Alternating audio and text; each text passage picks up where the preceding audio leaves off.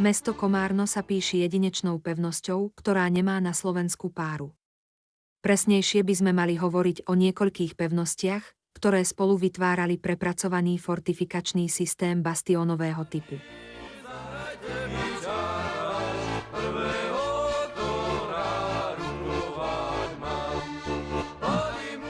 Z podnetu cisára Leopolda II. V druhej polovici 17. storočia pevnostný systém zdokonalili. Stal sa najmodernejší v strednej Európe.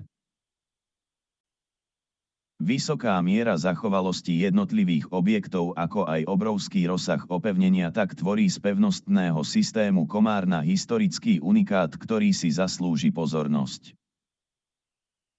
Bohužiaľ pevnosť chátra. Dokonca podľa miestnych ľudí ju neničia len bezdomovci, ale aj policajné protiteroristické zložky ministerstva vnútra. Nacvičovať demoláciu dverí výbušninou s následným rozbitím okien mohli aj vo výcvikovom priestore Lešť.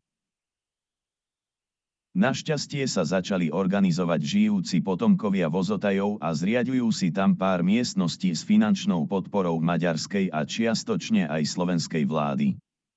Zbierajú a prezentujú život oddevy a časť histórie svojich predkov. Nie je taký bohatý, len mali svoj rang a oni normálne pracovali.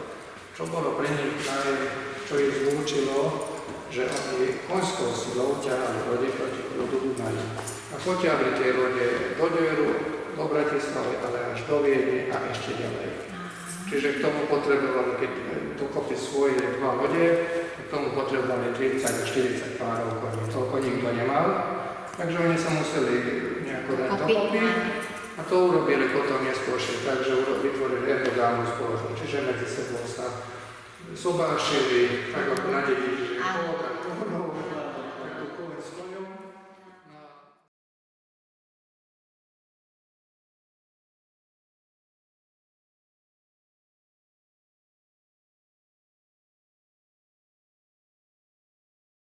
Pri návšteve sa môžete dozvedieť veľa zaujímavého. Napríklad, vedeli ste, že predkovia vozotajov obliekali mladé nevesty do čiernych šiat? Prečo? To vám tam povedia.